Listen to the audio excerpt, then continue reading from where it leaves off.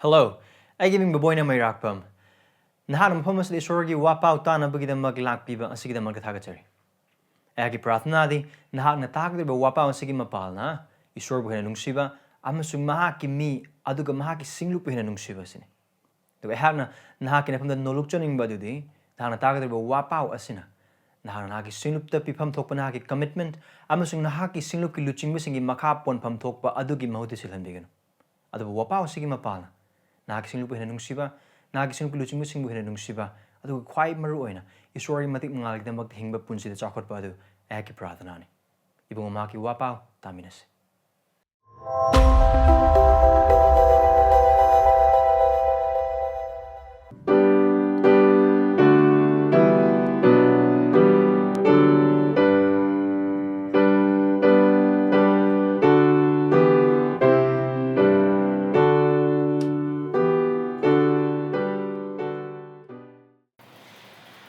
Klonin na dumudum gi Bible sing adu Mark nattraga katretagi na kun ganito hangdopi. Mark chapter 10 verses 17 to 22. Mark nattraga katretagi na kun ganito. Harba jaga hangdopi boy bataragadi au da kuthambiraga ahan Timothy pandup ama padataruk ki padatara hangdopi. 1 Timothy chapter 6 verse 10.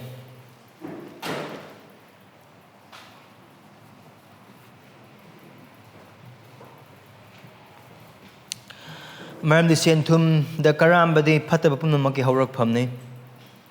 mi kharana madu pamanduna thajabadudagi lamuk nakhi aduga awaba kayana makhoi masabu tana thinbagumna thinjakhi markun tara tegna kunni thoi jishuna lambi chalingaida mi amana Mahakki manakta chalakhi masung Mahakki mangda Kuru kuda kunduna mangonda hangjaki. Afaba guru lomba naidaba hingba phangnaba aina kari tawgadage. Maduda Jishuna mangonda haiki. Nahagna aibu karigi afaba kawbage. Isor natana afaba kana amata laite. Nahagna yathang sing sikhangi. Mitumi walana ganu, mi hat ganu, huran ganu, aranba saki pi ganu. Minam ganu amasung namana pabu ikai kumna. Nipaduna mangonda haiki. Guru aina angang oiringaidagi haiba pumnamak asi ngakchiragi.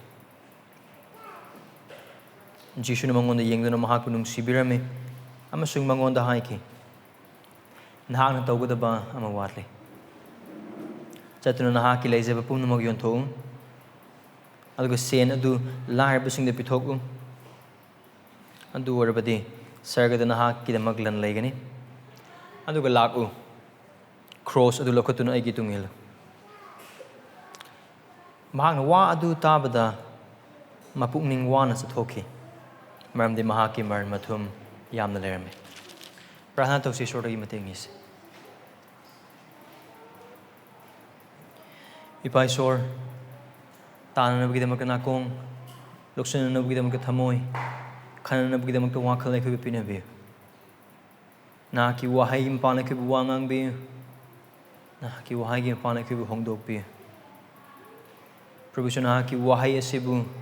tayang na tagadawa punsidagi kubi kan bi. Ipang sor naki thawang ising bi akan matabak subi badugi mapala. Khrista gi inba amasung Khrista gi tung inbagi inpam thokpa hiram kudimag singadu. Nangki wahai asidagi mayek sing ekoi utpi ekoi pam singum sung ekoi aswan basing utpi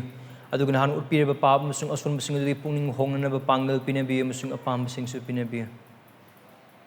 aduga ekoi Khrista gi sakam don thokpi Khrista utpi aduga adugi mapalna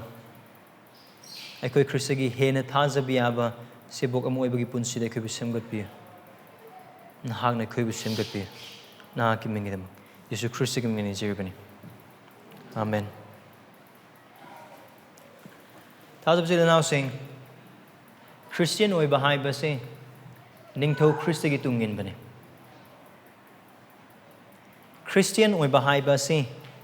ningthou Khrista gi tung inba gi punsi adani aduga haiba punsi ase amuk khaktang hapta da nungaising numit khaktang or hapta da yumsa ki numit khaktang lotion ba punsi manate aduba haiba punsi ase Yesu Khrista bu kan bi mapu musung prabhu na thajaraga aikhoigi amang ba musung aikhoigi laitaba lairaba khudimak sing adu khangjaraga Khrista da ngajaduna cross te yengjaduna mahakku aikhoigi amaga tangarba kan bi mapu musung ningthou na thajakheba numi aldagi hauraga mahakna aikhoibu lobo laktaba numi adu phauba nattragana aikoina tabang palse thadoktuna sargada chatriba numi adu phauba Khrista aikoigi ningthou ne aduga Christian nama oina Khrista gi tung in mami ama oina Khrista gi tung adu aikoi punsuna hingba jaga khuding magda mapuroi ba moina mapuroi ba nupi ama oina macha sing oina naha sing oina thabak toba mi sing oina satra sing oina Esorgi thawal toba mi sing oina taibang pamda hingba jaga khuding magda mafam khuding magda aduga hiram khuding magda Khrista gi sebok oina Khrista ningthou gi tung inba punsi adune Christian gi punsi hana haibase aduga haiba punsi asiga mamangi nongaising ani da hangna hanjan hanjan haikhaba adugumna haiba punsi aduga aikoi gi hakchang ge iba punsi asiga to khainaba natragana khaidokna bagi mafam amasung jaga amata leite aduga haiba Khrista gi tung inba matamda aikoina tung ingadoriba matung inase aikoigi aningbagi matung ina aikoigi nungaibagi matung ina aikoigi apambagi matung ina amatanate maramdi aikoina Khrista aikoigi kanbi mapu musung prabhu ni haina thajaba matam aduda aikoi Khrista da Khrista galonana aikoi isa da musung taibang pambada sikraba mi singne aikoigi aningbada aikoigi apambada aduga taibang panba romda aikoi sikraba mi singne adu aikoi na hojik hinglibase Khrista da Khrista gi mapal hingliba punsi amane aduga Jesu Khrista na Mahakki ningthou leibak ta Mahakku thajaraga Mahakki sebok amoina Mahakki tung inba amoina inba matamda Mahakki tung ingadariba sebok adugi aningba apamba adugi matung in tung ingadoba amagumna Khrista na tambide mande ningthou leibak amada aikoina hingba matamda ningthou adugi aningbagi matung in hingpam thokpane aduna Jesu Khrista na mark pandu nipan dagi hauraga mahang matang mahaki ningthou leibak tung inbagi pikraba criteria or term and condition adu ahongba leite aduga haiba criteria adu ngasi numita aikoina uba phanggadoriba ina khunba nupa asidasu hongdokpa leiroi aduga haiba sanangam sungai punsida achumane Jesu Khrista gi tung inba matamda aikoigi infam thokpa maong adu Khrista ningthouna lepe aduga Khrista ningthouna lepkraba tung inba matung in adu Mahakki tung inkraba thajaba aikoi khuding mang infam thokpa amane satra oibe yai naha oibe yai yum panba mo oibe yai punsigi awa anang khangliba mo oibe yai migi sel tonbagi mamna awa nang nangliba oibe yai atopa sarkar gi thabak toriba mi ama oibe yai missionary or Esorgi thawal toba mi sing ama oibe yai or icham cham senu gi member ama oibe yai sipai oibe yai tuition toriba mi sing oibe yai oiningba oiba taragasu aikoi gi punsini hingliba matam mapam khudingmak singda Jesu Khrista na Mahakki tung inba matam do oipham thokpa matung in adugi ahongba criteria amata leite aduga Khrista na Mahakki tung ingadoba matung in adudagi chang tana inba thajaba khudingmaki mathakta Mahakki penbiba leite madu kai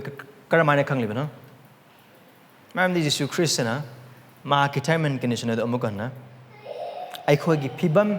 aikoigi maong matau yenglaga hongdokte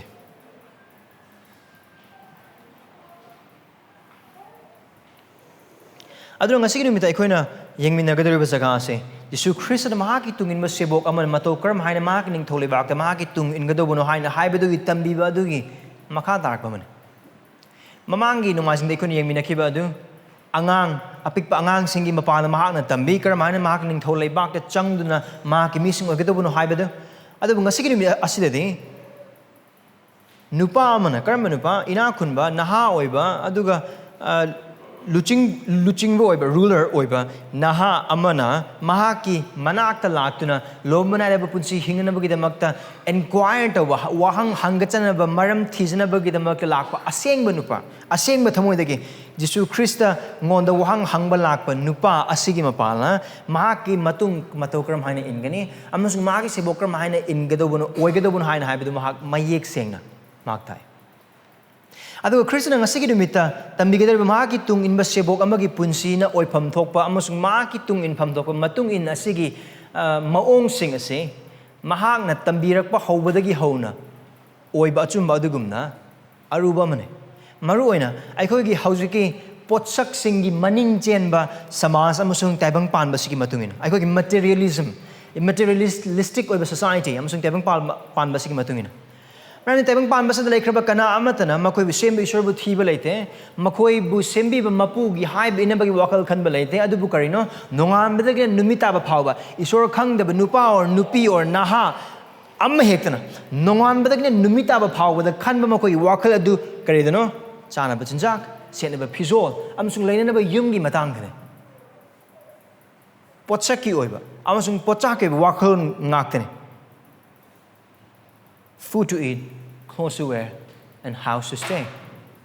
Aduga haiba wakal asida leiriba chinjak leiriba phizol amasung leiriba yumadu natte leiriba chinjak sing asida kayam hena chaba aphaba hena chaba yagani kayam hena ahau chaba yagani seriba phizol chudagi hena kayam ningthi jaba phajaba setpa yagani adudi hauji leiriba yumma man pende karamba matan atopa yumma mamuk sagani karamba kar legani karam haina samas asida hingiba mi sing asiga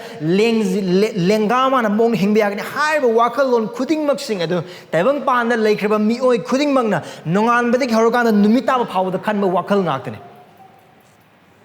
aduga haiba se chaki matangda or chinjaki matangda senaba phizolgi matangda aduga senaba phirol amasung leinaba yumgi matangda aduk hakna adugumna khalamda bade directly khalamda bade ai aduba haiba khuding mak sing adukar matokram haina khalle paisa kramaina tangani mai kramaina pakani Thabak karam kana phangani thabak phangnaba kari tawgani adu haiba wakhalon sing adu da khalliba wakhal adu gi maramadu adum chumdharakpa oiba taragadi thabak tawningliba adu dagi paisa pining liba aduga future gi career secure oningeba khudimak sing adu kari gi maram gi damakna chumdharakpa oiba tari haiba posak ahum asidani chana binjak senaba phizol amasung leinaba yum Haiba samas asidane ekuna ngasigi numita hingliba haiba taibang pan asidane ekuna hingliba adu haiba wakhalona se thamoi kainingai oiba amade haiba makhalgi wakhalona se isor khangda mising na khaktang khan wakhalona manate adu thajabani hana laikraba thajaba singi maraktasu taibang pamana khaliba wakhala sigum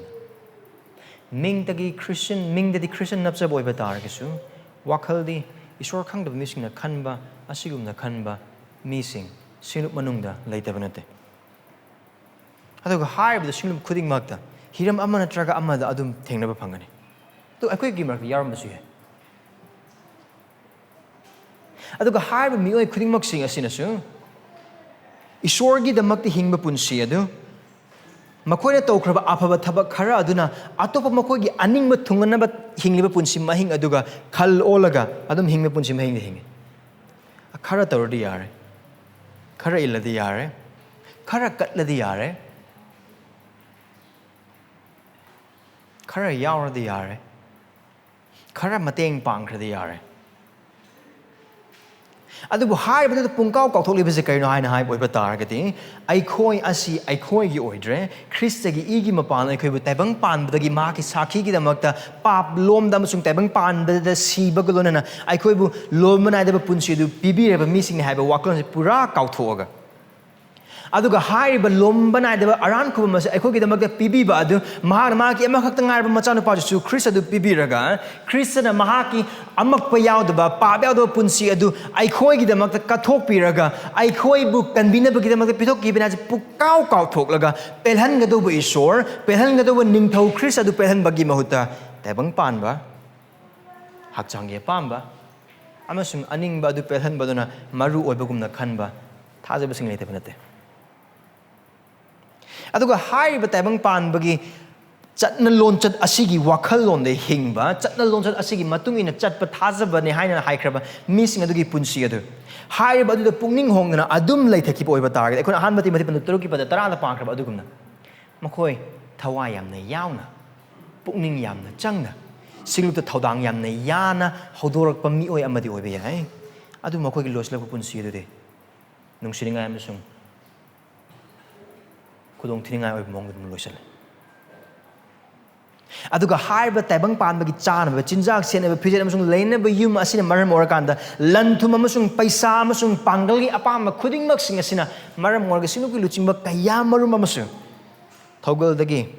aduga thajabagi punsi dagi makoi thajabagi jahaz kai duna thajabagi hi kai duna thajaba thadoktaba luching ba sing leitaba nate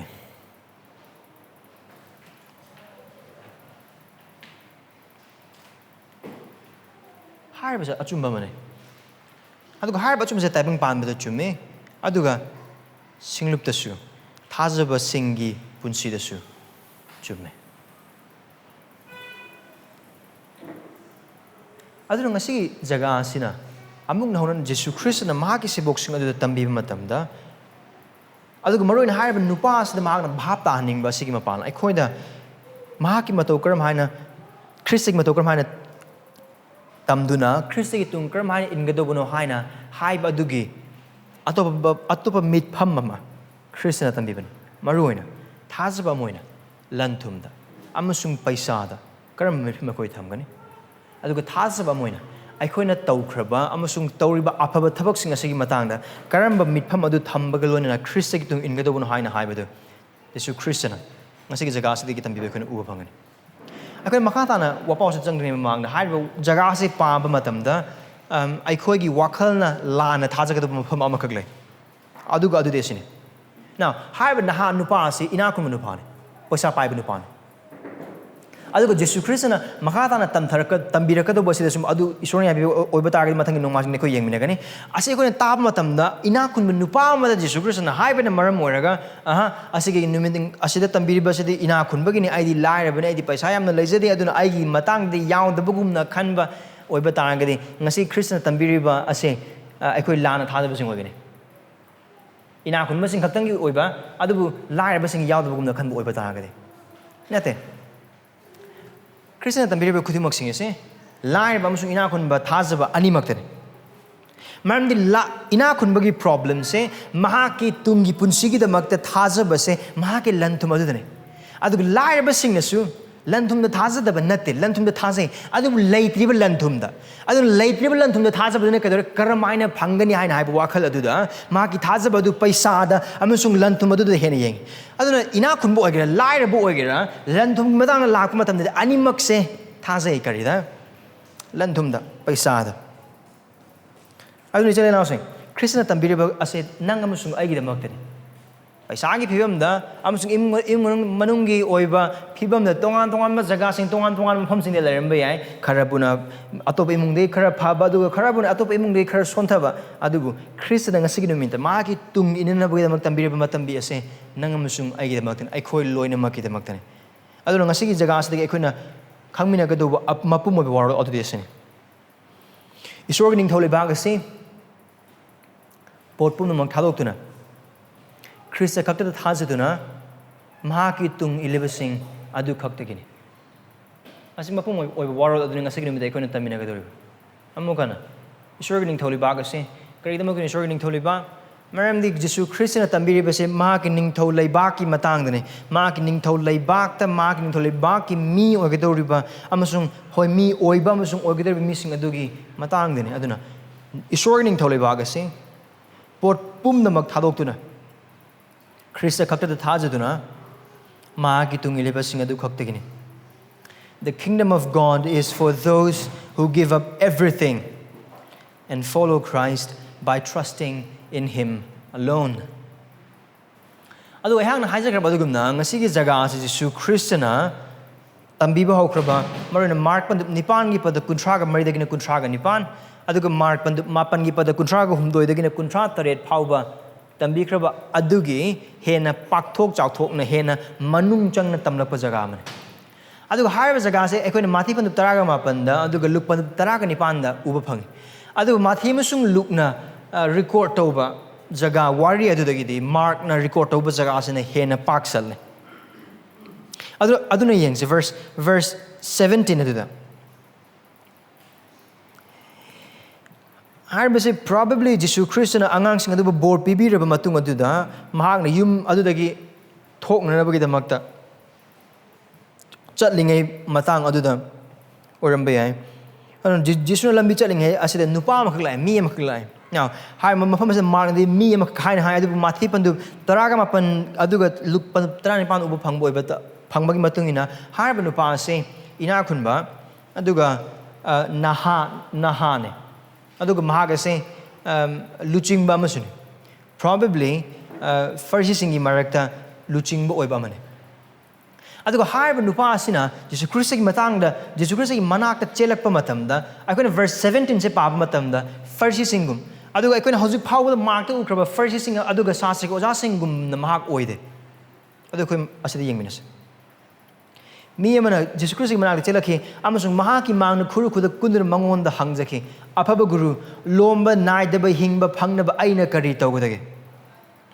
yan hamde akoina makhatana mahaki wahang asi yengre mamangda haiba ina khunba naha oiba luchingba nupa ase magase taseng namak aran kubam or lomba naidaba punsi adubu thiriba amasung khawrang liba nupa amane aduga mahakase Pharisee singumna amasung Saduki singumna Jesus Christ bu aranba tahannaba natraga Jesus Christ bu chang yengnana bu gidam lakpa nupa man nate mahak tasengba thamoi dagi asengba wakhalon dagi lomba nai daba hingba du phangba galonena Khrista gi manak laklaga wahang hangba lakliba thiriba nupa amane he is a genuine seeker adu mahaki wahang asla ekhoina uba phanggadauba se mahagase tasengna thiriba nupa taseng lomna de punse du thiriba nupa amakak ne haibadu khaktang natana mahakna thiriba adu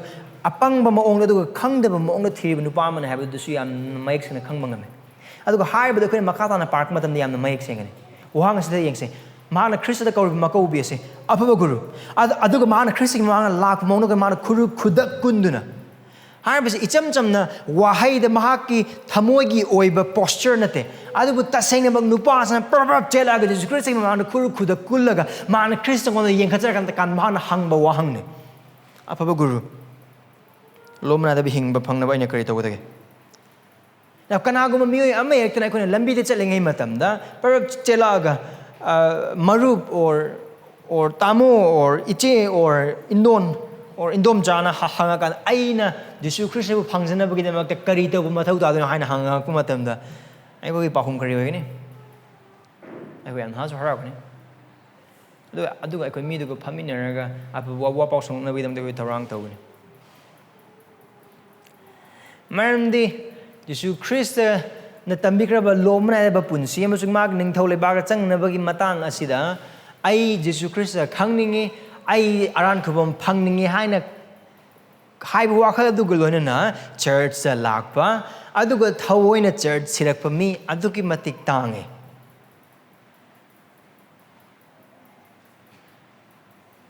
ndu beng siginu pasa de Krishna haiba wahayda verse 18 madu jisu mongonda haiki nahak na ibu kari gi afaba kawbage Isorna tana afaba kana amata leite now magi wangu Jesus Christ da lomba na deba guru hanga lomba nai deba afaba guru lomba na deba hingba phangna aina kari tawgudage ubrasigi nupa gi wahang se haiba nupa sigi wahang siga aikon mamangi section da ubu phangkiba angangi phiba madugo kya gi mate khena bano hana haibada angang sing aduna de Jesus Christ gi manakta Jesus Christ gi mapanna mangon kari makara phangjana bugi da mak lae lausin jana bugi da mak lae aduga haiba angang sing asidi Krishna tambi khiba adugi matungine makoi de pangal amata leite adubu ngajaba khakang adu makoi gi oipham thokpa mane makoi gi oiba amane makoi gi mataw angang sing adugi matawne adu haiba nupasna khanba wakal du kaino ꯑꯩꯅ ꯀꯔꯤꯒꯨꯝꯕ ꯈꯔ ꯇꯧꯕ ꯉꯝꯒꯅꯤ ꯂꯣꯝꯕ ꯅꯥꯏꯗꯕ ꯍꯤꯡꯕ ꯐꯪꯅꯅꯕꯒꯤꯗꯃꯛꯇ ꯃꯍꯥꯛꯅ ꯇꯧꯕ ꯉꯝꯒꯗꯧꯕ ꯑꯗꯨꯗꯒꯤꯅꯤ ꯃꯍꯥꯛꯀꯤ ꯋꯥꯍꯪ ꯑꯁꯤ ꯑꯗꯨꯒ ꯃꯍꯥꯛꯀꯤ ꯋꯥꯍꯪꯁꯤ ꯃꯍꯥꯛꯅ ꯇꯧꯕ ꯉꯝꯒꯗꯧꯕ ꯈꯛꯇꯪ ꯑꯗꯨꯒꯤ ꯅꯠꯇꯦ ꯑꯗꯨ ꯃꯍꯥꯛꯅ ꯍꯪꯂꯤꯕ ꯃꯤ ꯑꯗꯨꯁꯨ ꯃꯍꯥꯛ ꯈꯪꯗꯕ ꯃꯑꯣꯡꯗ ꯃꯍꯥꯛ ꯋꯥꯍꯪ ꯑꯗꯨ ꯍꯪꯉꯤ ꯑꯗꯨꯒꯤ ꯃꯔꯝꯅ ꯖꯤꯁꯨ ꯈ꯭ꯔꯤꯁꯇꯅ ꯄꯟꯗꯨꯞ 19 ꯑꯁꯤꯗ ꯃꯍꯥꯛꯄꯨ ꯆꯨꯝꯊꯣꯛꯄ ꯃꯑꯣꯡꯗ ꯃꯍꯥꯛꯅ ꯍꯪꯕ ꯋꯥꯍꯪ ꯑꯁꯤ ꯃꯍꯥꯛꯀꯤ ꯋꯥꯍꯪꯒꯤ ꯄꯥꯎꯈꯨꯝ ꯖꯤꯁꯨ ꯈ꯭ꯔꯤꯁꯇꯅ ꯏꯍꯥꯟ ꯍꯥꯟꯅ ꯄꯤꯕ ꯑꯩꯈꯣꯏ ꯊꯦꯡꯅꯗꯦ ꯑꯗꯨꯕꯨ ꯀꯔꯤꯅꯣ ꯃꯍꯥꯛꯅ ꯍꯥꯏꯕꯗꯨ ꯅꯍꯥꯛꯅ ꯑꯩꯕꯨ ꯀꯔꯤꯒꯤ ꯑꯐꯕ ꯀꯧꯕꯒꯦ ꯏꯁꯣꯔ ꯅꯠꯇꯅ ꯑꯐꯕ ꯀꯅꯥ ꯑꯃꯠꯇ ꯂꯩꯇꯦ ꯀꯔꯤꯒꯤꯗꯃꯛꯇꯅꯣ ꯈ꯭ꯔꯤꯁꯇꯅ ꯍꯥꯏꯔꯤꯕꯁꯦ ꯀꯔꯤꯒꯤꯗꯃꯛꯇꯅꯣ ꯈ꯭ꯔꯤꯁꯇꯅ ꯅꯨꯄꯥ ꯑꯁꯤꯒꯤ ꯋꯥꯍꯪ ꯑꯁꯤ ꯄꯥꯎꯈꯨꯝ ꯄꯤꯕꯒꯤ ꯃꯍꯨꯠꯇ ꯋꯥꯍꯪ ꯑꯣꯏꯅ ꯍꯪꯖꯤꯜꯂꯀꯥꯟꯗ ꯅꯨꯄꯥ ꯑꯁꯤ ꯃꯊꯥ ꯁꯥꯍꯜꯂꯤꯁꯦ ꯃꯔꯝꯗꯤ ꯖꯤꯁꯨ ꯈ꯭ꯔꯤꯁꯇꯅ ꯍꯥꯏꯔꯤꯕ ꯅꯨꯄꯥ ꯑꯁꯤꯅ ꯃꯍꯥꯛꯅ ꯑꯔꯥꯟ ꯈꯨꯕꯝ ꯑꯗꯨꯒ ꯂꯣꯝꯕ ꯅꯥꯏꯗꯕ ꯄꯨꯟꯁꯤ ꯑꯗꯨ ꯍꯤꯡꯕ ꯑꯗꯨ ꯐꯪꯅꯅꯕꯒꯤꯗꯃꯛꯇ ꯃꯍꯥꯛꯅ ꯈꯪꯗꯕ ꯌꯥꯗꯕ ꯑꯗꯨ ꯍꯥꯟꯅ ꯈꯪꯕꯗꯨ ꯈ꯭ꯔꯤꯁꯇꯒꯤ ꯑꯄꯥꯝꯕꯅꯤ ꯑꯗꯨꯒ ꯑꯗꯨ ꯃꯔꯨ ꯑꯣꯏꯅ ꯀꯔꯤꯅꯣ ꯏꯁꯣꯔꯒꯤ ꯑꯣꯏꯔꯤꯕ ꯑꯗꯨꯒ ꯃꯍꯥꯛꯀꯤ ꯑꯣꯏꯔꯤꯕ ꯏꯁꯣꯔꯒꯤ ꯑꯣꯏꯔꯤꯕ ꯑꯁꯦꯡꯕ ꯁꯛꯇꯝ ꯑꯗꯨꯒ ꯃꯍꯥꯛꯀꯤ ꯑꯣꯏꯔꯤꯕ ꯑꯁꯦꯡꯕ ꯁꯛꯇꯝ ꯃꯔꯝꯗꯤ ꯅꯨꯄꯥ ꯑꯗꯨꯅ ꯍꯪꯂꯤꯕ ꯋꯥꯍꯪ ꯑꯁꯤꯒꯤ ꯃꯇꯨꯡ ꯏꯟꯅ ꯃꯍꯥꯛꯅ ꯉꯝꯒꯗꯧꯕꯒꯨꯝꯕꯒꯤ ꯃꯑꯣꯡꯗꯅꯤ ꯃꯍꯥꯛꯀꯤ ꯋꯥꯍꯪ ꯑꯗꯨꯕꯨ ꯈ꯭ꯔꯤꯁꯇꯅ ꯃꯃꯥꯡꯒꯤ ꯁꯦꯛꯁꯟꯗ ꯇꯝꯕꯤꯈꯤꯕꯗꯨ ꯀꯔꯤꯅꯣ ꯏꯁꯣꯔꯒꯤ ꯅꯤꯡꯊꯧ ꯂꯩꯕꯥꯛ ꯑꯁꯤ ꯑꯩꯈꯣꯏꯅ ꯇꯥꯜꯂꯒ ꯐꯪꯒꯗꯧꯕ ꯑꯃ ꯅꯠꯇꯦ ꯑꯗꯨꯕꯨ ꯈꯨꯗꯣꯜ ꯑꯣꯏꯅ ꯂꯧꯁꯤꯟꯖꯒꯗꯧꯕ ꯑꯃꯅꯤ ꯑꯗꯨꯒ ꯈ꯭ꯔꯤꯁꯇꯅ ꯇꯝꯕꯤꯈꯤꯕ ꯑꯗꯨꯒꯤ ꯑꯣꯟꯅ ꯇꯩꯅꯕ ꯃꯑꯣꯡ ꯑꯗꯨꯗꯅꯤ ꯅꯨꯄꯥꯁꯤꯅ ꯍꯪꯂꯤꯕ ꯋꯥꯍꯪ ꯑꯁꯤ ꯑꯩꯅ ꯀꯔꯤ ꯇꯧꯒꯅꯤ ꯂꯣꯝꯕ ꯅꯥꯏꯗꯕ ꯄꯨꯟꯁꯤ ꯐꯪꯅꯅꯕꯒꯤꯗꯃꯛ ꯍꯥꯏꯔꯤꯕ ꯅꯨꯄꯥ ꯑꯁꯤ ꯃꯍꯥꯛ ꯃꯁꯥ ꯀꯅꯥꯅꯣ ꯃꯌꯦꯛ ꯁꯦꯡꯅ ꯈꯪꯖꯗꯦ ꯃꯍꯥꯛꯀꯤ ꯂꯥꯏꯔꯕ ꯃꯌꯦꯛ ꯁꯦꯡꯅ ꯈꯪꯖꯗꯦ ꯑꯗꯨꯒ ꯃꯍꯥꯛꯅ ꯀꯟꯕꯤꯕ ꯃꯄꯨꯒꯤ ꯃꯊꯧ ꯇꯥꯕꯗꯨ ꯃꯌꯦꯛ ꯁꯦꯡꯅ ꯃꯍꯥꯛ ꯈꯪꯗꯦ ꯍꯧꯖꯤꯛ ꯐꯥꯎꯕꯗ ꯃꯍꯥꯛꯀꯤ ꯋꯥꯈꯜꯂꯣꯟ ꯑꯁꯤ ꯃꯍꯥꯛꯅ ꯍꯤꯡꯂꯤꯕ ꯄꯨꯟꯁꯤ ꯑꯗꯨꯒꯤ ꯃꯇꯨꯡ ꯏꯟꯅ ꯃꯍꯥꯛꯅ ꯉꯝꯒꯗꯧꯕ ꯑꯃꯒꯨꯝꯅ ꯃꯍꯥꯛꯀꯤ ꯑꯐꯕ ꯊꯕꯛ ꯑꯗꯨꯅ ꯃꯤꯅꯝꯖꯔꯤꯕ ꯅꯨꯄꯥ ꯑꯃꯅꯤ ꯃꯍꯥꯛ ꯂꯣꯝꯕ ꯅꯥꯏꯗꯕ ꯄꯨꯟꯁꯤ ꯑꯁꯤ ꯌꯥꯝꯅ ꯃꯊꯧ ꯇꯥꯏ ꯍꯥꯏꯅ ꯈꯟꯕ ꯅꯨꯄꯥ ꯑꯃ ꯅꯠꯇꯦ ꯑꯗꯨꯕꯨ ꯃꯍꯥꯛ ꯂꯣꯝꯕ ꯅꯥꯏꯗꯕ ꯄꯨꯟꯁꯤ ꯑꯁꯤ ꯐꯪꯕꯗ ꯃꯇꯤꯛ ꯆꯥꯏ ꯍꯥꯏꯅ ꯈꯟꯕ ꯅꯨꯄꯥ ꯑꯃꯅꯤ ꯍꯥꯏꯔꯤꯕ ꯅꯨꯄꯥ ꯑꯁꯤ ꯏꯁꯣꯔꯗꯒꯤ ꯈꯨꯗꯣꯜ ꯐꯪꯅꯅꯕꯒꯤꯗꯃꯛꯇ ꯂꯥꯛꯄ ꯅꯠꯇꯦ ꯑꯗꯨꯕꯨ ꯏꯁꯣꯔꯒꯤ ꯃꯐꯝꯗ ꯑꯩꯒꯤ ꯑꯐꯕ ꯊꯕꯛ ꯃꯌꯥꯝꯁꯦ ꯌꯦꯡꯉꯣ ꯑꯩ ꯅꯪꯅ ꯀꯟꯕꯤꯗꯕ ꯑꯣꯏꯕ ꯇꯥꯔꯒꯗꯤ ꯅꯪ ꯃꯥꯡꯖꯅꯤ ꯑꯗꯨꯒꯤ ꯋꯥꯈꯜꯂꯣꯟꯅ ꯂꯥꯛꯄ ꯅꯨꯄꯥꯅꯤ ꯑꯗꯨꯅ ꯍꯥꯏꯔꯤꯕ ꯅꯨꯄꯥ ꯑꯁꯤ ꯃꯍꯥꯛ ꯃꯁꯥꯅ ꯃꯁꯥꯒꯤ ꯃꯇꯥꯡꯗ ꯑꯔꯥꯟꯕ ꯃꯑꯣꯡꯗ ꯃꯍꯥꯛ ꯃꯁꯥꯅ ꯃꯁꯥꯕꯨ ꯊꯥꯖꯖꯕ ꯅꯨꯄꯥ ꯑꯃꯅꯤ ꯚꯔꯁ 20ꯗ ꯍꯦꯟꯅ ꯃꯌꯦꯛ ꯁꯦꯡꯒꯅꯤ ꯃꯍꯥꯛ ꯃꯁꯥꯅ ꯃꯁꯥꯕꯨ ꯑꯐꯕ ꯅꯨꯄꯥ ꯑꯃꯒꯨꯝꯅ ꯈꯟꯖꯕ ꯅꯨꯄꯥꯅꯤ ꯑꯗꯨꯅ ꯃꯍꯥꯛꯅ ꯖꯤꯁꯨ ꯈ꯭ꯔꯤꯁꯇ ꯑꯐꯕ ꯒꯨꯔꯨ ꯍꯥꯏꯅ ꯀꯧꯔꯛꯄ ꯃꯇꯝꯗ ꯃꯍꯥꯛꯅ ꯍꯥꯏꯔꯛꯏꯕꯗꯨ ꯖꯤꯁꯨ ꯈ꯭ꯔꯤꯁꯇ ꯑꯗꯨ ꯃꯍꯥꯛꯀ ꯂꯦꯡꯒꯥ ꯃꯥꯟꯅꯕ ꯃꯔꯝꯗꯤ ꯃꯍꯥꯛ ꯙꯔꯃꯒꯤ ꯂꯨꯆꯤꯡꯕꯁꯤꯡꯒꯤ ꯃꯔꯛꯇ ꯌꯥꯎꯕ ꯅꯨꯄꯥ ꯑꯃ ꯑꯣꯏꯔꯝꯕ ꯌꯥꯏ ꯑꯗꯨꯒ ꯍꯥꯏꯕꯗꯨ ꯑꯣꯏꯕ ꯇꯥꯔꯒꯗꯤ ꯃꯍꯥꯛ ꯑꯁꯤ ꯑꯩꯈꯣꯏꯅ ꯚꯔꯁ 20ꯗ ꯎꯔꯛꯀꯗꯧꯕ ꯑꯁꯤꯒꯨꯝꯅ ꯋꯥꯌꯦꯜꯊꯪ ꯉꯥꯛꯂꯤꯕ ꯅꯨꯄꯥ ꯑꯃꯅꯤ ꯑꯗꯨꯅ ꯃꯍꯥꯛ ꯃꯁꯥꯅ ꯃꯁꯥꯕꯨ ꯑꯐꯕ ꯅꯨꯄꯥ ꯑꯃꯅꯤ ꯍꯥꯏꯅ ꯈꯟꯖꯕ ꯅꯨꯄꯥ ꯑꯃꯅꯤ ꯑꯗꯨꯅ ꯃꯍꯥꯛꯅ ꯍꯥꯏꯔꯤꯕ ꯋꯥꯍꯪ ꯑꯁꯤ ꯀꯔꯤ ꯋꯥꯈꯜꯂꯣꯟꯗꯒꯤ ꯇꯁꯦꯡꯕ ꯊꯃꯣꯏꯗꯒꯤ ꯑꯣꯏꯕ ꯇꯥꯔꯒꯁꯨ ꯇꯁꯦꯡꯅ ꯑꯔꯥꯟ ꯈꯨꯕꯝ ꯑꯗꯨ ꯐꯪꯅꯅꯕꯒꯤꯗꯃꯛꯇ ꯃꯔꯝ ꯑꯗꯨ ꯈꯪꯅꯤꯡꯕꯒꯤ ꯋꯥꯍꯪ ꯑꯃ ꯍꯪꯕ ꯑꯣꯏꯕ ꯇꯥꯔꯒꯁꯨ ꯃꯍꯥꯛꯀꯤ ꯋꯥꯈꯜꯂꯣꯟ ꯑꯗꯨꯗꯤ ꯀꯔꯤꯅꯣ ꯍꯥꯏꯕ ꯑꯣꯏꯕ ꯇꯥꯔꯒꯗꯤ ꯑꯐꯕ ꯅꯨꯄꯥ ꯑꯃꯅ ꯑꯇꯣꯞꯄ ꯑꯐꯕ ꯅꯨꯄꯥ ꯑꯃꯗ ꯀꯔꯝꯍꯥꯏꯅ ꯂꯣꯝꯕ ꯌꯥꯗꯕ ꯄꯨꯟꯁꯤ ꯑꯗꯨ ꯐꯪꯅꯅꯕꯒꯤ ꯃꯔꯝ ꯂꯩꯕꯒꯦ ꯍꯥꯏꯅ ꯍꯪꯕꯒꯤ ꯋꯥꯍꯪ ꯑꯗꯨꯗꯅꯤ ꯃꯍꯥꯛꯅ ꯂꯥꯛꯄ ꯑꯃꯁꯨꯡ ꯃꯍꯥꯛꯅ ꯂꯣꯝꯕ ꯌꯥꯗꯕ ꯄꯨꯟꯁꯤ ꯑꯣꯔ ꯏꯁꯣꯔ ꯅꯤꯡꯊꯧ ꯂꯩꯕꯥꯛꯇ ꯆꯪꯕꯒꯤ ꯋꯥꯈꯜꯂꯣꯟ ꯑꯗꯨ ꯃꯍꯥꯛꯅ ꯇꯧꯔꯤꯕ ꯑꯐꯕ ꯊꯕꯛ ꯈꯨꯗꯤꯡꯃꯛꯁꯤꯡ ꯑꯗꯨꯒꯤ ꯃꯄꯥꯜꯅ ꯏꯁꯣꯔꯅ ꯂꯧꯁꯤꯟꯕꯤꯒꯗꯧꯔꯤꯕ ꯑꯃꯒꯨꯝꯅ ꯈꯜꯂꯒ ꯂꯥꯛꯄ ꯅꯨꯄꯥꯅꯤ ꯑꯗꯨꯒ ꯑꯅꯤꯁꯨꯕꯗꯗꯤ ꯍꯥꯏꯔꯤꯕ ꯅꯨꯄꯥ ꯑꯁꯤ ꯏꯁꯣꯔ ꯑꯁꯤ ꯀꯅꯥꯅꯣ ꯍꯥꯏꯅ ꯍꯥꯏꯕꯗꯨ ꯂꯥꯟꯅ ꯈꯪꯂꯤꯕ ꯅꯨꯄꯥ ꯑꯃꯅꯤ ꯑꯗꯨꯒ ꯍꯥꯏꯔꯤꯕꯗꯨ ꯖꯤꯁꯨ ꯈ꯭ꯔꯤꯁꯇꯅ ꯆꯨꯝꯊꯣꯛꯄ ꯄꯥꯝꯃꯦ ꯑꯗꯨꯅꯅꯤ ꯃꯍꯥꯛꯅ ꯍꯥꯏꯔꯤꯁꯦ ꯀꯔꯤꯒꯤꯗꯃꯛꯇ ꯑꯩꯕꯨ ꯑꯐꯕ ꯀꯧꯕꯒꯦ ꯏꯁꯣꯔ ꯅꯠꯇꯅ ꯑꯐꯕ ꯀꯅꯥ ꯑꯃꯠꯇ ꯂꯩꯇꯦ ꯏꯁꯣꯔꯒꯤ ꯑꯐꯕꯒ ꯃꯤꯑꯣꯏꯕꯒꯤ ꯑꯐꯕꯒ ꯆꯥꯡꯗꯝꯅꯕ ꯌꯥꯔꯣꯏ ꯏꯁꯣꯔꯒꯤ ꯑꯁꯦꯡꯕꯒ ꯃꯤꯑꯣꯏꯕꯒꯤ ꯑꯁꯦꯡꯕ ꯀꯔꯝꯕ ꯑꯁꯦꯡꯕ ꯃꯤꯑꯣꯏꯕꯒꯤ ꯑꯐꯕ ꯊꯕꯛ ꯇꯧꯕꯒꯤ ꯃꯄꯥꯜꯅ ꯁꯦꯡꯂꯦ ꯍꯥꯏꯅ ꯈꯜꯂꯤꯕ ꯊꯥꯛ ꯑꯗꯨꯒ ꯏꯁꯣꯔꯅ ꯁꯦꯡꯂꯤꯕ ꯊꯥꯛ ꯑꯗꯨꯒ ꯑꯅꯤ ꯑꯗꯨ ꯆꯥꯡꯗꯝꯅꯕ ꯑꯃꯠꯇ ꯌꯥꯔꯣꯏ ꯖꯁꯥꯌꯥ 34ꯗ ꯍꯥꯏꯕ ꯑꯗꯨꯒꯨꯝꯅ ꯑꯩꯈꯣꯏꯒꯤ ꯈ꯭ꯋꯥꯏꯗꯒꯤ ꯐꯕ ꯊꯕꯛ ꯑꯗꯨ ꯏꯕꯨꯡ ꯑꯃꯒꯤ ꯃꯥꯡꯗꯗꯤ ꯑꯃꯣꯠꯄ ꯐꯗꯤ ꯐꯔꯥꯒꯨꯝꯕꯅꯤ ꯑꯗꯨꯅ ꯍꯥꯏꯔꯤꯕ ꯀꯅꯥꯒꯨꯝꯕ ꯑꯃꯅ ꯏꯁꯣꯔꯒꯤ ꯑꯐꯕ ꯑꯗꯨꯕꯨ ꯃꯤꯑꯣꯏꯕꯒꯤ ꯑꯣꯏꯕ ꯄꯥꯡꯒꯜ ꯃꯤꯑꯣꯏꯕꯒꯤ ꯑꯣꯏꯕ ꯍꯥꯏꯕ ꯃꯤꯑꯣꯏꯕꯒꯤ ꯑꯣꯏꯕ ꯊꯕꯛ ꯑꯗꯨꯅ ꯑꯐꯕ ꯊꯕꯛ ꯈꯨꯗꯤꯡꯃꯛꯁꯤꯡ ꯑꯗꯨꯅ ꯍꯥꯏꯔꯤꯕ ꯏꯁꯣꯔꯒꯤ ꯑꯐꯕ ꯑꯗꯨꯒ ꯆꯥꯡꯗꯝꯅꯒꯗꯧꯕ ꯃꯑꯣꯡꯗ ꯌꯥꯕꯒꯨꯝꯅ ꯍꯥꯏꯔꯤꯕ ꯊꯥꯛ ꯑꯗꯨ ꯌꯧꯕ ꯉꯝꯒꯗꯧꯕꯒꯨꯝꯅ ꯈꯟꯕ ꯑꯣꯏꯕ ꯇꯥꯔꯒꯗꯤ ꯑꯗꯨ ꯑꯔꯥꯟꯕꯅꯤ ꯑꯗꯨꯒ ꯍꯥꯏꯔꯤꯕ ꯋꯥꯈꯜꯂꯣꯟ ꯑꯗꯨꯃꯛ ꯍꯥꯏꯔꯤꯕ ꯅꯍꯥ ꯑꯁꯤꯒꯤ ꯋꯥꯈꯜꯗ ꯂꯩ aduga Esorgi asengba oiriba magun adu tasengna khangdaba kana amattana Mahakki ningthou leibak ase afaba thabak kharana matik chahangidobugumna khalle nate Esor asengmane aduga haiba asengba Esor sina Mahakki ningthou leibak adu leigada mipum khuding maktagi mahakkumna sengba Mahakki demand ne aduga haiba asengba adu aikhoi miyoibagi oiba thabak amattana yauba ngamloi aikhoi miyoibagi oiba afaba haiba inba thabak khudingmak sing asina Esorbu pelhannaba or sarga phangnaba or Esor ningthou leibak phangnaba honaba aduni laingoina saba kairakna sarga kana honaba ga chamane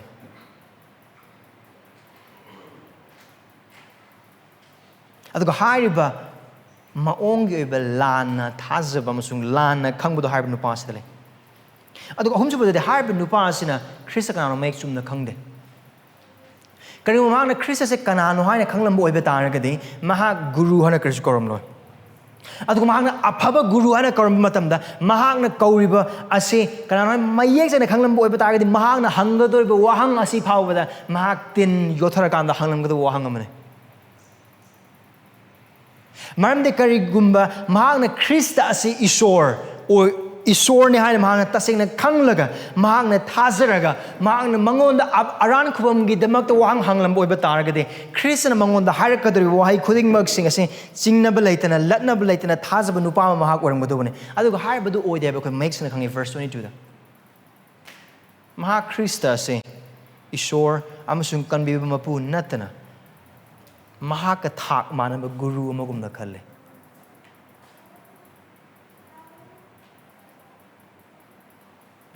adu maham sida Jesu Christ na haidrise ai Esor nate haina haidaba nat haiba man nate Jesu Christ Esor ne mahak awoiba mag Esor ne adu mahak awoiba mag mi oibane adu Jesu Christ na mafam asida tawriba se kaino haina haiba oiba tangadi mahaki sargada leiba mapa adu bu wangna thangatpa khaktang natana haiba nupa aduna mahaki udriba mamit amasung tangliba mamit adu hena unanabagidamagta aduga mahakna mahakki punsi aduda mahakna phare haina khanjariba adu Esorgi afaba adudagi chang yenglaga asengba kanbiba mapu aduda chensan jananabagidamagta maram adu thaurang tawbagi wahangna mhammasda hanglibase adu Khrista makatana kare hai verse 19 dagi nahang ya thang singa sikhange now mahak phayana khali se mahak Jew machane aduna mahak afaba waya thang ngak nupa amane waya thang khang nupa amane adu haibda Jesu Christ na chap chana khange now mahaki afaba thabaki mapana aran ko phangba ngamgani hana khallaga Esor san mi phangani hana khallaga lakpana maram orakanda haibdu Christ na maisna khangmana maram orakana mahana verse 19 haibdu kaino nahana ya thang singa sikhange kari kari ya thang no ma aikoina paminakhiba khongchanba bandu kun adu yauba ten commandment adu mafam asida wai thang tara adu wai thang tara adugi wai thang manga dagina tara suba phawba adu ne Jesu Christ na mafam asida pirise mitumi wala na kanu mi har kanu huran ganu aram saki pi ganu minam ganu amasung nama namba boi kai khumno asine Jesu Christ mangon da hairise nani ya thang do khang adu to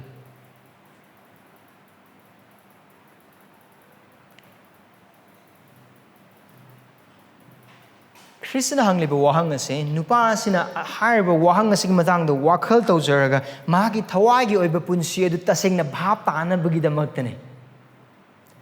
adu haiba nupa asina di haiba wailya thang khudingmak sing ase asai wailya thangi mapan thang oibado mapan thong oibado adu khaktangdane mahana bhap tarise aduga haiba wailya thang khudingmak sing adu mahaki mapal thangi oiba adu khatang bhap targa haiba mapan thangi oiba maong khatang ngakpa adugi mapana mahak afaba ama oina singthana je haina haibadu mayek sina khoi khangai karamana verse 20 magi paukhum de probably marna sida iba mong sida Jesu Christ adugi wahai de hek haibaga Jesu Christ na haibaga loi phatingai da hairakpagi maong na kari Guru aina angang oringadi hairo pumnamak singakjarage now mapam se season eba wahai angang haina eba wahai ase probably chahi 10 ga ni thoi chahi 10 ga humdoi suba matang adugi jaga adu dagini chai amon haiba oiba targadi haiba nupa se tasengna aduga niyom chumna akhona Philippians madu ahumda ubagumna Paul gumna asengba thamoi dagi while ya thangbu lumna loba amasung haiba while ya thang adubu ngakpa nupa mane aduga mahak adugi damangta kan hona jaba nupa amasune hoi mahak taibang pan bagi miyeng dagi aduga Mahakki matamda leiba dharma gi oza singi mamangda aduga Jew singi mamangda Jehudi gi mioi khudimok singi mamangda mahak hoi afaba miyamane haiba mi se karma candidate no haina haiba oiba targadi gospel community church member gi damak interview people lakpo oiba targadi interview go kaya sang debida members meeting members interview or membership class ka loina makalaga membership bi yaba nupa mane mane dharma gi chanaba sing ma kaino phajana khange dharma gi chanaba sing ma ngang na bo honai mapan thangna thawa yamna yawe charai hele mitumi wa lanade aduga Esorgi wahai yam luna lawe Jehovah yam lumna khalle aduga Jehovah lumna loba nupa mane ma Jehovah gi yathangbu lumna loba nupa mane yamna phabu nupa mane mapan thangi be hiramda aduga magi mapan thangi ba thawa yaw bodu Jesus Christ na karsu chaiba tawde aduga hai bodu Jesus Christ yai thu ba tawde mamde awoi ba makhai ba nupa adu na hingba punsi adu oi ba na maram oraga verse 21 Jesus na mangon na yeng do ma ku dong sipiram karam mong na Christ na mangon na yeng lang bane nung siba glona Mahakki thawai gi mitang ba du da nung siba glona Magi apaba thabakki mapalna while yathang ngakpagi mapalna Isorna pelhan biba pelhan Isorna pen biba ama oigani aduga Mahakki dharma chen masagi masangon project ba dharma chen me khudingmak sing adugi mapalna mahang Isor pelhan mangamgani amasung magi ningthou leibak ki nagrik oibeda matik chare ai asi sargagi nagrik oibeda matik chare ai asi Christian oibeda matik chare haina khalliba Mahakki athen ba amasung khangda ba mitang wakal adu Khrista mayek sengna ui aduga haiba aduda mahak masana masabu minam jaraga leibagi punsi dusu mahak na ui aduda Khrista gi nungsiba mangon lei mandi while ya thang ase haiba sigi mapalna Esorgi mang de chuman bina bida magte pikhiba ya thang man natte adubu while ya thang adugi mapalna miyoi bana makogi pap amusung ason basing adu khangduna wai yathang adu pibiriba Esor aduda kandina bagidamak amusung ngakpina bagidamakta chensen janana ba pikhiba yathangne haiba yathang ase Esorgi ningthou leibak ta changna bagi thong amone pikhiba manate adubu Esorgi ningthou leibak ta changna bagi lambi yatna ba amone pikhibane haiba wail yathang ase phona galatia da haiba adugumna thajaba pina bagi damak pikhiba yathang manate adubu thajaba adu phauba Khrista phauba chingakna bagi damak pirakhiba ngak sen biba tutor amane ngakloi amane aduga haiba adu Pharisee sing aduga Saduki sing aduga matamatu leramba dharma chele hana leba misna khanba adu gumna haiba nupa sina sukhale waya thangna magi haibin mana afaba thapakna ningthou leibak phangani hana haiba hauji matam oh ai church kari ai tight katli ai sinup ki thogol tawri ai theology khangi ai Bible pari Piper gi, MacArthur gi, R.C. Sproul gi, Paul Washer gi, adu tuan mong gi wapau sing tari, lyric sing pari, adagi di hen ay khang na buzu honari, na kung mo sing pataba apaba ngaktane, adu buthado bisila na sing, nangamusung ay na hausik toriba apaba taba kuding magsing asi mapal na, amusung nangamusung ay ni Esorgi wahai pari ba, nangamusung ay na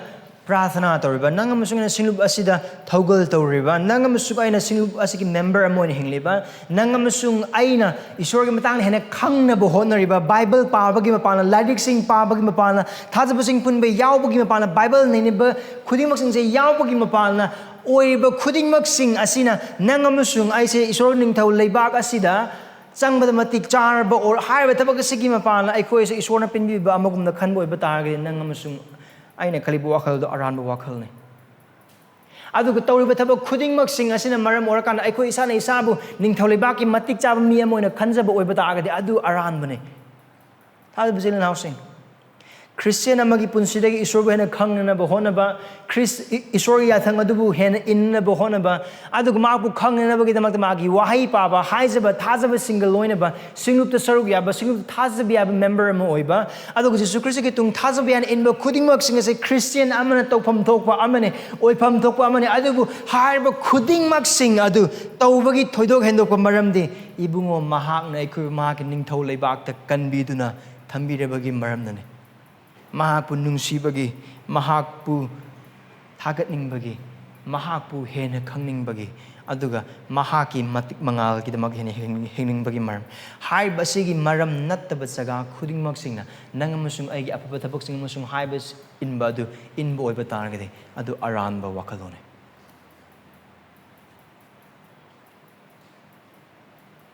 Duga Khrista haiba nupa sida.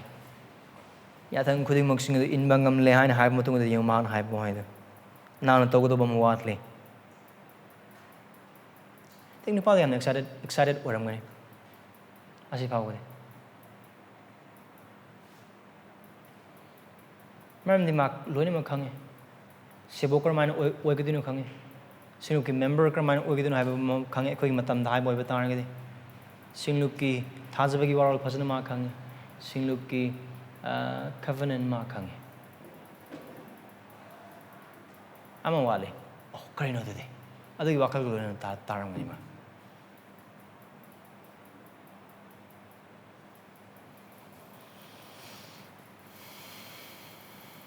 chatura na ke leje pumnamak yontho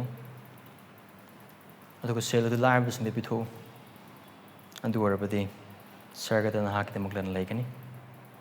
adu ko lago cross the lokotuna ai tungir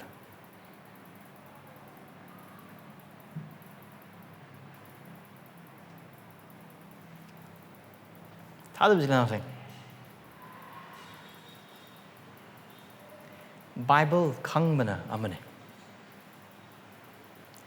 aduga khangraba sing adubu inbagi punsina amane achumba amasung aphaba theology amasung doctrine khangmana amane adubu khangkrab achumba amasung aphaba doctrine khudingmak sing adu illaga punside hingdoga chatpa punsiduna amane Esorgi aningba amasung apam amasung magi yathang adu khangmana amane aduga adubu Mahakki yathang amasung aningba sing adu khanglaga adugo haiba in hingba punsi aduna top amane Jesus Khrista gitung inba Mahakki sebok am oina bagi damakta mafam masada Jesus Khrista na piri bad kamana se khangba do khaktangda te adubu khangba adubu tauba amasung hingba dure ngasai Jesus Khrista na piba yathang adu karino mitumi wala na ganu mi yan kanu hurana ganu sa aduga arama saki pi ganu minam ganu namana pa ikai kunu amara mai boy batagadi asile Jesus Khrista na harche nupa aduna atop mi oi singa mak leina gadu mari adugi matang piba yathang singatane adugu Jesus Khrista na pira iba yathang as ihan han do yathang adune karam yathang no ai nataba atai atopa isor leiroi dabane ai nataba atai atopa lai muti latuna khrum loi dabane adugi yathang adu pira maramdi karino Esorbu nungsiba matam adu khaktangda Esor natana atai amata khurumdaba matamda lai muti amata lataba matamda maki mising adu nungsiba ngamgani maramdi Jesus Khrista na Mahakki atai tambiba jaga singda khwadi chawu yathang adu karino Esorbu thamoi pum thawai apum amasung pangala pum yang nungsiba adu kayo bu nasama kum nungsiba adu kayo bu nungsiba adu ki yathang adu Jesus Khrista na ten commandment ki moongda har bu nupas ne pirs mana kari hai ai tawe ai tawraga lai adu ahan ba yathang Esorbu nungsiba Esorgi haiba inba mahak natana thamoi da kanamata lataba kariyamata lataba adu har pu matam adu verse 22 mang wasing adu tab da mapukning wan na chathokhi kaya ki matik thamoi adu khoirang bagalona apam bagalona jisugi manakta afaba guru aran kubam phangna ba lomna de punji phangna ba kari lo ai tawjaga dise aduni ma lakhi bado adubu yongosik nupa kaya thamoi kai bagalona na kaya thamoi kai ba moongda kaya ningba kai ba moongda man hanrise Mahakki mapukning wana chatoki karam moongda ma ki thamoi warise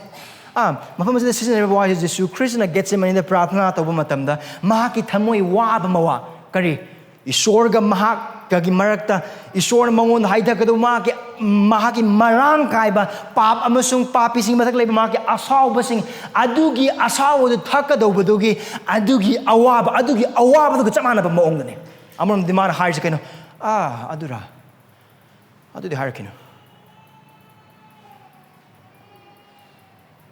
adu engam kiro adugi jaga tudi demand torakino karigino maramdi mane Mahakki mar matum yam lerme thad bidil lang sing nangam sungai thamoi se John Calvin ko Esorgi wapaw sa nagbaman haiba gumna nangam sungai thamoi se lai murti gi mapam ne lai murti sungpham ne wapaw se tar matung dasu khangba gumna or hingada wama gumna asono kudimos ning matang mayam wari sabi hai chahi ahum sumna tagla Esorgi wapaw kudimos sing sina maram wara kan koi chahokada ubani adi hongdokada ubani adi pugada uba cross ni ingada matung kuding mak sing adu khan be kuding mak sing adu matang wari sana be theology pawagi mapala amasung khangbagi maram na sebok amana karamana Khrista gi tung ingani karamal pe gi kuding mak sing adu loina mak khangbe nang amasung kuding mak sing loina mak bhap pa ba magumna wari sabe adu Jesu Khrista gi yadanga se sine adu bata ga di pare loina mak thado adu ga gi itungilo aduga sargada lanpayo sila sang asigi wahai se nang amasung aingon su Khrista nang asigi numit ai ba wahai ni Prabhu ai khangjai ai nagi wahai pazari ai nagi athang sing khangi ai nahaki tung ingadoba adu su hak mayek sing nei bhab na jai o pare do targade ilo nahaki lejeri bu kui mok thado kaino si Jesu Khrista na hai se aikoina hauzik ani sube sei oina sakibado ningsing be prayer of confession gi matunda kon sakibe sei do Prabhu gi wahai ta jai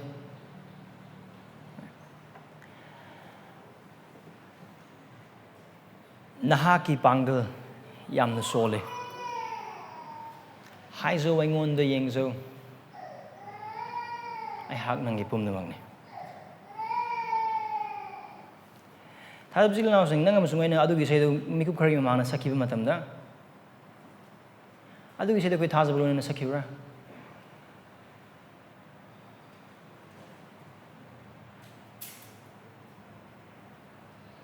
aseng bagi Khrista adu nangam sung aigi pumnamakla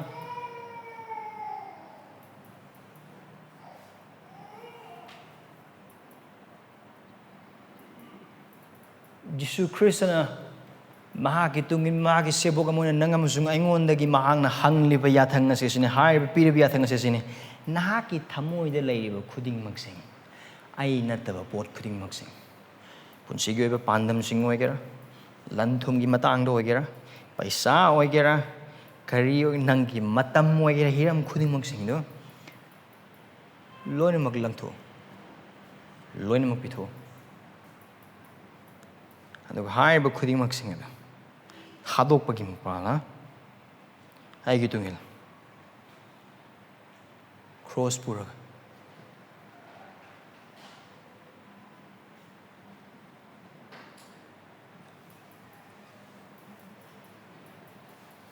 aigi di Jesu khaktani aigi punsida mahak natana kana amata leite aigi changrafam mahak natana kana amata leite ai hak punungsi be mahak natana kana amata leite ai bukan bi ngamba mahak natana kana amata leite ma natana aigi mapu kana amata leite mahak khaktang agi prabhu ne mahak khatang agi ningthou ne khudingmak sing nang amasung agi thamoi na amasung agi aikogi chinban la de haidok pe ai nang amasung hak na thajabagi ichilinausing asigi demand ase asigi yathang ase nangamusung aingonda ngasigi numita nangamusung aigi mitmang aikoi amamam aikoigi mitmang na Khrista na mahaki wai asigi matungina haiba amasung piriba yathang amane awiba mak Khrista da aikoi pumnamak la awiba mak Khrista da nahagi pumnamak la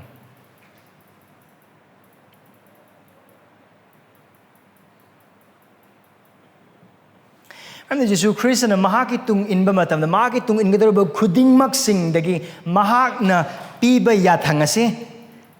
mangon that Mahakki tung tangkhai inba donate adu mapumoy na inba done tangkhai haiba inba donate adu mapumoy na haiba inba done adu ka tangkhai khurumba nate Khrista na Mahakki tung inba khudingmak sing dagi mahak na hangliba se adu mapumoy na Mahakki tung inba done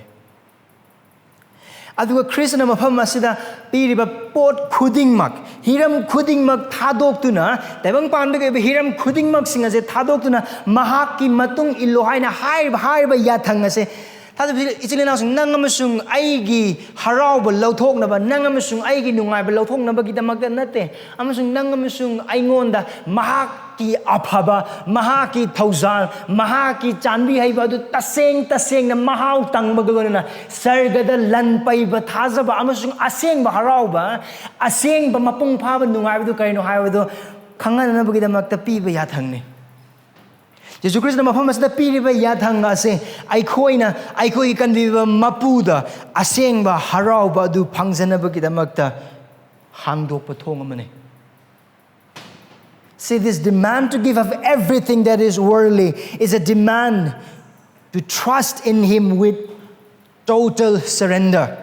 Eikhoigi khudingmak sing eikhoigi pangal losing yar adu nangam sungai gi thamoi leiba murti khudingmak murti do ama hekto obe ai asigi thabak se tobo tar ai asigi paisa se phangbo obe tar gadi ai paisa sugyam leiba obe tar gadi man har be hiram khudingmak sing hai ga badu gumna chana ba chinjak se na ba phizol amsung leina ba idamok te yum hiram khudingmak sing asida kai lei pangal lei hiram khudingmak sing asida kai lei mi sing ikai khumna ba lei mi sing thagat pi ba lei mi sing na wang na khanbi ba lei amasung hiram khudingmak sing asina leikai da samasa phamdung kainong mafamda mafam ama pigdo ba jaga khudimok single aduga aikoi ya pam sing adu da ngak adu Krishna harisine khudimok sing do ai ning tholbak si la ka hana hai boi ba tar gadi loin mak thado loin mak pitho loin mak ka thopa galona na ai ngon da thaja ai khaktada thajo maramdi ningthou leibak asigi ningthou ai ha khaktane aduga ningthou leibak asida nahak na lakpa matamda nahaki ngajapam nahaki nungthi nimit khudingmak ki nahaki punsigi nahak na oiriba ngasigi amasung nahak na udriba hayengi ngajapam amasung hiram khudingmak adu ai amasung ai khaktangne ai ngon da ngajo ai ngon da thajo ai hak nahaki pumnamakne mangon da thajaba adugi punsi adu Kristana ma ki sebo khudingmak tagi pame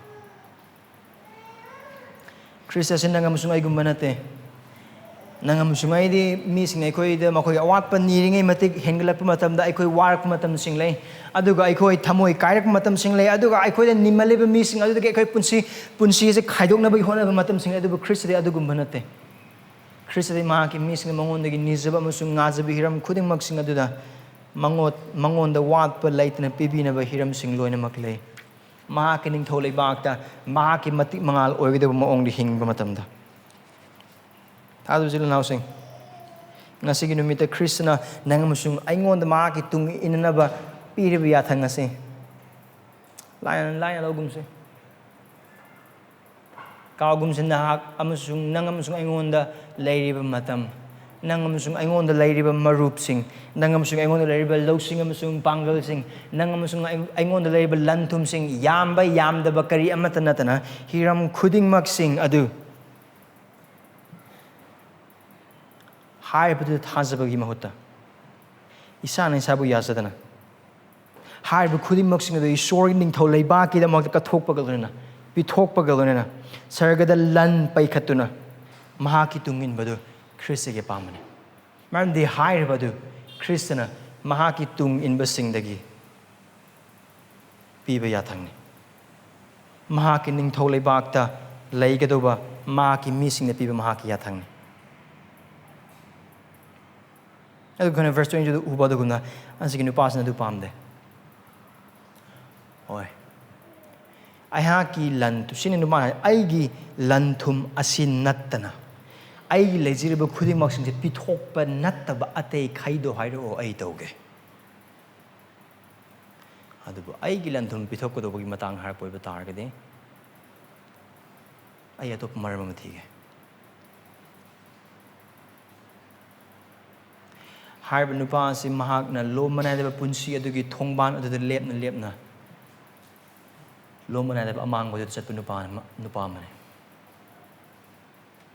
tabang pan bagi papu biba yaw macha adugi mang lepna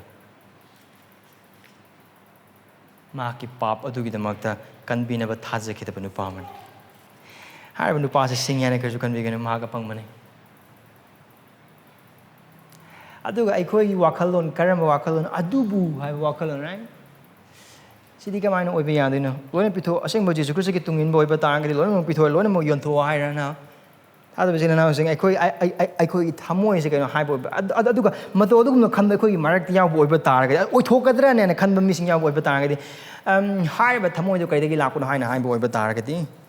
Jesu Khrista ki tung innanabagi damakta Mahakki tung innanaba lakpa matamda Jesu Khrista ki yathang adu inge haina haibagi mota ai chakhai ama chingge asi bawdangde ai magi matung inge asi hendokpadi ai matam khara ngaigi ai gi oigedo bas oidri phaw haina khallaga leibagi maram thoidokpane adu aran wakhale hoi chumi mafam asda Krishna haiba se pot loni mugyon tho haina haiba na te hojigi matam dai khoida hoi mafam asda hai tawri thaba khudimok sing adu or sarkar ki thabak ma tawboi ba targadi or tuition tawboi ba targadi or sen tanbagi thabak tawboi ba tar loi mak tok thoga thogol tarok lei haina haibadi nate chume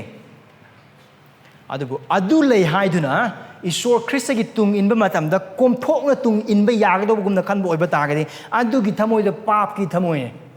adu ki thamoi da Krista na tukache adu ki thamoi da nungsininga oiba thamoi hoi chume aikhoi polone mak yontopagi mathau taba leiroi aikhoi thabak resign tobagi mathau taba leiroi adu Krishna haisine paisa tan matam dasu thabak taw matam dasu career gi damak hona matam dasu parikha gi damak hona matam dasu Jesu Khrista ki tungin ba Mahakki yathang haiba inba aduga Mahakna pikraba khudingmak sing Mahakki aningba khudingmak sing adu tawbadagi paisa tanbaduna hena career na hena sarkar gi or private ki thabak tu na hena lumna lakholaga Esorgi haiba ingidaba Khrista gi haiba ingidaba khudingmak sing adu parikhana career gi damak hona baduna paisa na lanthumna thabak tu na chingthorakpa oiba taragadi aduna Jesu Khrista to han hires aduna Jesu Khrista adugi punchida hinganu han hires Jesu Prabhu ne kana amada nate adu hire but termin condition adu hongba kari amada leiro adu hire ba yathang ase Mahakna chang amada tadana nangam sung aingondagi loina mak yathang tawe losilak padade hiramani hiram ani da aikoi ngasi yengmina krab jaga sing ihan ham de tesne Esorgi ningthou leibak adu eikhoigi thamoi sengba nattraga haiba inba kari amattana phangba ngamloi adubu Khrista khaktangda thajabagi mapanna phangba ngamgani No amount of sincerity and obedience can get us into the kingdom of God, but trust in Christ alone will. Adubu now sing eikhoibu Christian hana kauriba amasung eikhoibu Khrista ki sebok amoina kaubiriba khudimok sing ase eikoi phabagi maramna natte eikhoida matik chabasing ubagi maramna Isorna eikhoibu kanbiba natte asengbagi harabade eikoi pab amasung aranda sidun layamlaba mising ne eikoi Esorgi yathang thugaiba mising ne eikoi thamoi gi lai moti singa punsi piduna makoibu latun layamlaba mising ne lairaba mising ne eikoi Esorgi yeknaba oiramba sing ne eikoi norok phangbada matik charba mising ne eikoi Esorgi asabu phangbada matik charba mising ne adu eikoi lomba naidaba punsi phangba natana lomba naidana sibadu phangbada matik charba sing ne adubu haiba matam aduda Yesu Khristana aikhoibu nungsibibada mahaki nungsibada te mahaki sargi phambal thadok nangam sung ai mag taibang pamda lakpiduna nangam sung ai hingbangam da dharma chenbagi punsi mapai subu pelhan ma punsi adu de hinglaga nangam sung ai gi pap na mar kan da ikhone sifam dok masi adu maangna chai lising gi maangna siduna humni subuna miti hingalaga aikhoi gi damak tam hak kan bi ma pu oina lakpiki aduga aikhoina kanbiba phangliba khudimak sing ase Khrista gi haiba inba Khrista gi phaba thabak amasung Khrista gi dharma chenba adu da pap tak pun hongna thajabagi mapana ne aikhoi gi aphaba thabak ki mapana nate aikhoi chawdokam amata leite aikhoi gi matik chaba jaga ne haina aikhoi khudom mi thinpham jaga amata leite aikhoi nolupam thoi aikhoi nolupam thoi aikhoina Christian haiba ming tholse phangjariba aduga asiglona aikhoina tawnana bigidam ka thabak sing amasung thodang sing phangjariba khudimak sing ase aikhoi phare aikhoi matik chari haiba gi maramna phangba amata nate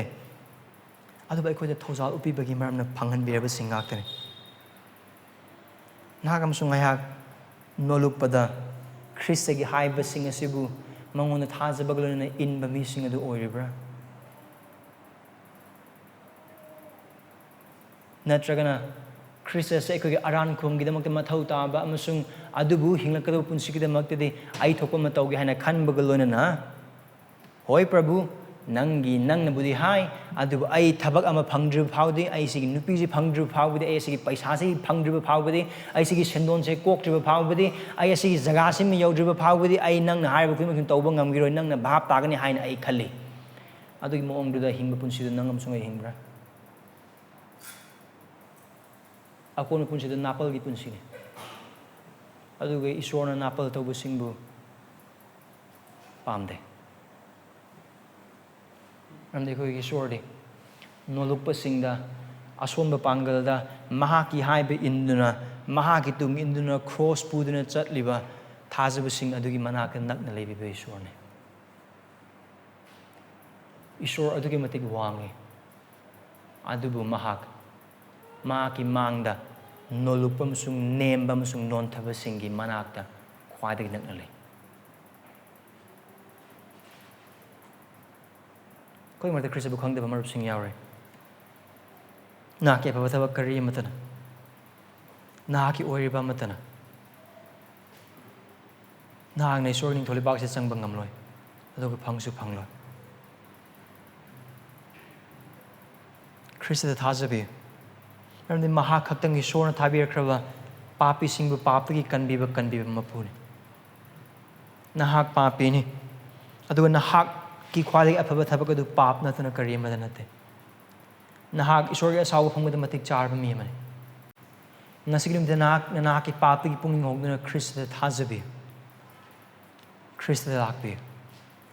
Kariguma Nahaki Thadoktuna Pap Sing Amasung Naki Nungai Thadoktuna Sing Kalaga Khrista gi Manak Laka Oibatarga, the Nahaki Punsi Kudong Tinning I Maramdi. Nasigim the Nahan Khrista with Hazard and a Siki Oibatargati, Nahaki Punsi Lomonad and Norok Lagan. Khrista Thajabiyu. Apabu wap out at Thajabiyu. Initially.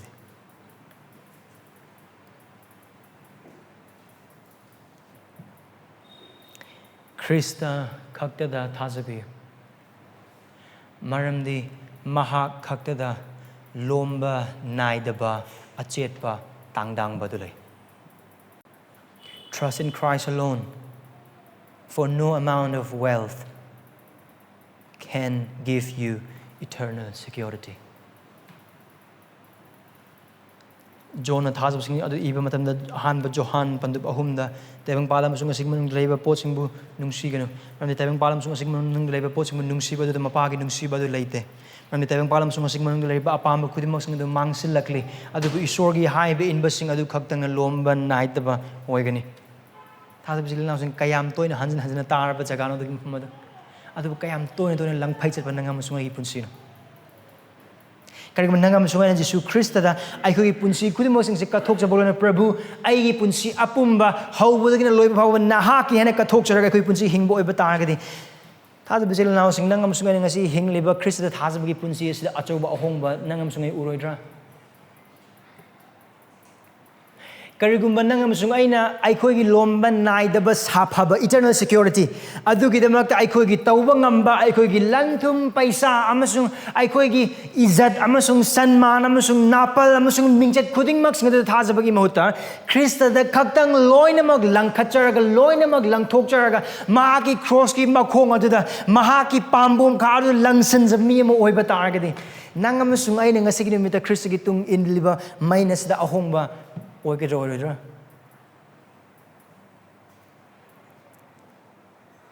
hangba yaba wahang de nang amasung aigi punsigidamak udriba oiriba ngasi amasung udriba hayenggidamakta nang amasung ana thajarisi kanabuno amasung karidano Khrista dara natragana nang amasung ana tawba ngamba amasung tan ngamba lanthum adudara tada bijilna sing hai base yamna mayek sina Khrista na mathang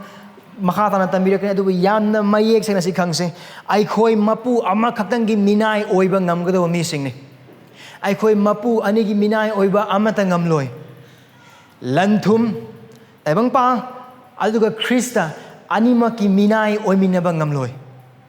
maramdi hairba du hi ani tongbaga chap manai nangam sungai ngasigi dumita nangam sungai mapu do kanano thajabagi nahak Jesu Khrista nahaki punsi apumba nahaki khaliba wakalon sing nahaki khaliba plan sing amasung poram sing khudingmak sing adu kathokpa galona pithokpa galona thajaba mi adu nahak oiribra nahak aran khum gidam da Khrista da khak thajaba mi ama oiribra aduga nahak na taibang panbas da leiriba nahaki punsi nahaki imung manunggi nahaki nachagi Masung nahaki punsiya pumba dugi. Anaik sing lak oiba taragasu. Migi sena kwang oiba oiba taragasu. Aduga imung manung dagi tongan makal gi pressure sing lak oiba tar. Hiram khuding mag tongan ba makal gi awanang sing lak oiba taragasu. Lantum ga mari lena ba tabang panba sida security ga mari lena ba. Wahang sing hiram khuding mo sing lak matamda nahak Khrista da thajabra. Aduga nahak na Khrista da thajaba du. Nahak na mangonda haisaba musung non zabagalona. Mahakki haiba innanabagidamagta honaba punsiduda uba phangbra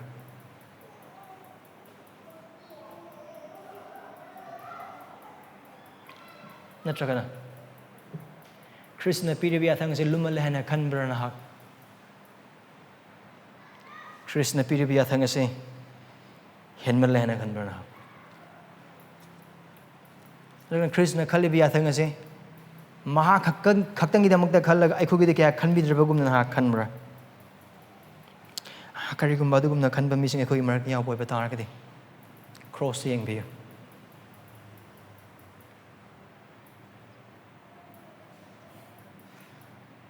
nahang nang amasung aina phanggaduba cross ni nang amasung aina phanggaduba Esorgi saubani nang amasung aina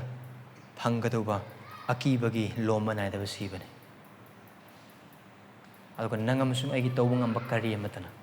pangal amattana lanthum amattana ming amattana izzat amattana haiba Esorgi akiba saubadudagi kanba ngamgaduba kari amatta laite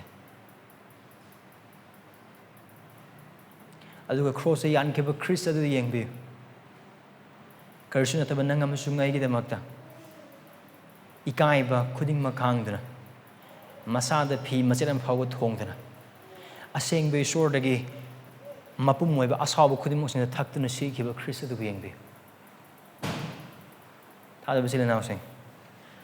Khrista na eikhoida Mahakki tung inanabagidamagta piriba yathang asiga Mahak na eikhoida eikhoigi cross puduna tung inanaba piriba yathang asig onaba matamda karigumba haiba yathang ani se sargadut ama hektagi mamangda Khrista gumna siba natragana Khrista bu thajara kanda Khrista haiba khudimak tawraga inba haina haiba sargadut amma hektagi mamangda pibo oiba taragadi or norokta hauji awaba khangliba papi singi mathakta pibo oiba taragadi taibang pambada leba khudimak loinamak thadoklaga mi singi amasung imung manunggi khonthi sing cheiba sing ngang sing ikai ba sing chara hen sing aduga amang sing amasung chaklamda khudingmak sing loinamak khanglaga Khrista na haiba khudingmak tawjagi haina norokta leiba mangliba papi khudingmak na adugi option adu loinamak khangani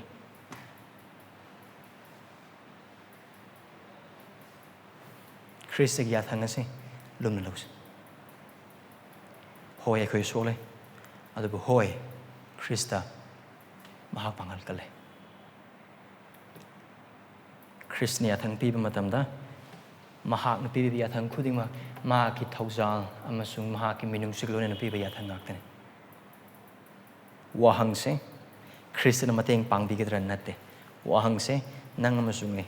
eikhoigi phudingmak thadoktuna mahaki haiba ingidradune karamana nahana ngasi nimda ingidorise kanabano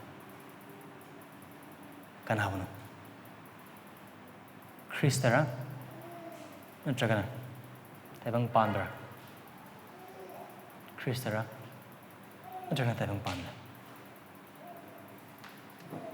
prana tause